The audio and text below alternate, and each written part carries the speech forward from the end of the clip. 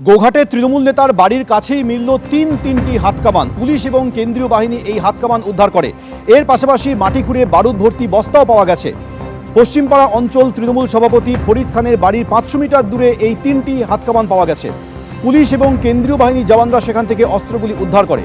বিজেপির দাবি, ভোটের ফলের পর হিংসা ছড়াতে এই অস্ত্র মজুত করা হয়েছিল।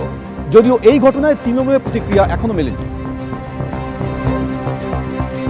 এদিকে এফআইআর খারিজ মামলায় হাইকোর্টে অস্বস্তি বাড়ল অভিষেক বন্দ্যোপাধ্যায়ের। আদালতের নির্দেশ, ভার্চুয়ালি নয় সশরীরেই তাকে হাজিরা দিতেই হবে। এর পাশাপাশি আদালত নির্দেশ দিয়েছে, কোর্টের নির্দেশ ছাড়া দেশও ছাড়তে পারবেন না অভিষেক বন্দ্যোপাধ্যায়। নির্দেশ দিয়েছেন বিচারপতি। একজন সর্বভারতীয় দলের সাধারণ সম্পাদক হয়ে যদি এই ধরনের মন্তব্য করেন, তাহলে ভেবে দেখুন যদি ভোটের ফল অন্যরকম হতো তাহলে কি হতো। ভোটের প্রচারে হিংসায় উস্কানি দেওয়ার অভিযোগে অভিষেক বন্দ্যোপাধ্যায়ের বিরুদ্ধে এফআইআর হয়েছিল। অভিষেকের এফআইআর খারিজ মামলায় মন্তব্য করেন বিচারপতি সৌগত ভট্টাচার্য। তৃণমূল সাংসদকে তদন্তে সহযোগিতার নির্দেশ দিয়েছে আদালত। তদন্তের নামে হেনস্থা করা হবে, ভার্চুয়ালি হাজিরার সুযোগ দেওয়া হোক। হাইকোর্টে আবেদন অভিষেকের আইনজীবী কল্যাণ বন্দ্যোপাধ্যায়ের। ভার্চুয়ালি হাজিরার আর্জি খারিজ করে সশরীরে হাজিরার নির্দেশ দিয়েছে হাইকোর্ট। অভিষেক বন্দ্যোপাধ্যায়কে ডাকতে হলে 48 ঘন্টা আগে নোটিশ দিতে হবে। 30 জুলাই বা পরবর্তী নির্দেশ না দেওয়া পর্যন্ত কোনো কড়া পদক্ষেপ নয়। কোর্টের নির্দেশ ছাড়া কোনো কড়া পদক্ষেপ করতে পারবে না পুলিশ, নির্দেশ হাইকোর্টের। আমরা কোর্টের থেকে প্রোটেকশন চেয়েছিলাম, কারণ আমাদের এটা মনে হচ্ছে এটা রাজনৈতিক উদ্দেশ্য প্রণোদিতভাবেই কমপ্লেনটা করা হয়েছে এবং কোর্ট ওনাকে প্রোটেকশন দিয়েছে যে ওনার এগেন্সটে কোনো কোয়ার্সিভ অ্যাকশন নেওয়া যাবে না, অ্যারেস্ট করা যাবে না। আর ইনভেস্টিগেশন যেমন চলবে, ওনার যা পুলিশের ওনার থেকে জানার থাকবে সেটা পুলিশ জানতে পারে, কিন্তু নোটিশ দিলে 48 আওয়ার্সে 48 ঘন্টার নোটিশ ওনাকে দিতে হবে এবং তারপরে উনিকে কমপ্লাই করবেন। ভোটের প্রচারে বেরিয়ে অভিষেক বন্দ্যোপাধ্যায়ের মুখে একাধিকবার শোনা গিয়েছিল একটার পর একটা হুঁশিয়ারি। দেখুন, বিজেপির সাথে বেশি উদারতা দেখাতে নেই, আর আমাদের সৌজন্যতা আমাদের দুর্বলতা নয়।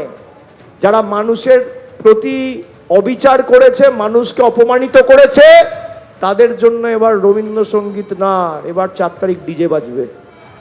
তৈরি থাকো। আমি অমিত শাহকে বলবো 4 তারিখ বাংলায় থাকবেন আপনি। যারা মানুষের প্রতি অবিচার করেছে, মানুষকে অপমানিত করেছে, তাদের জন্য এবার রবীন্দ্রসঙ্গীত না, এবার 4 তারিখ ডিজে বাজবে। তৈরি থাকো।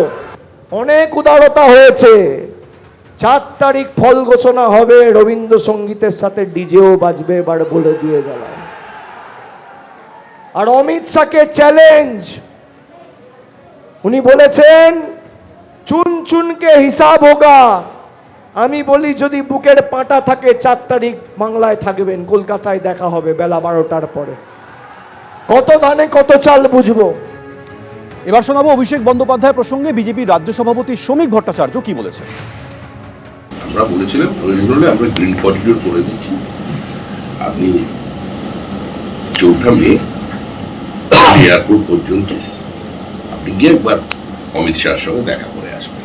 আপনি অমিত শাহকে দেখতে চাইছিলেন, ব্যাকুল হয়ে উঠেছিলেন অমিত শাহকে দেখবার জন্য 4 তারিখ দুপুরে। ওনার তো সময় নেই, ব্যস্ত মানুষ, আমরা ব্যবস্থা করে দিচ্ছি গ্রিন করিডোর, কোনো অসুবিধা হবে না। এয়ারপোর্ট পর্যন্ত উনি একটু বেরিয়ে আন্দোলন করুন, ঠিকঠাক লাগবে। ফলতা উপনির্বাচনে কোনো লড়াই প্রচার নেই, পোস্টার নেই, বিজেপির পতাকা খোলার লোক রাস্তায় নেই, আর তৃণমূল কংগ্রেসের পতাকা লাগানোর কেউ নেই। এবিপি আনন্দ, এগিয়ে থাকে, এগিয়ে রাখে।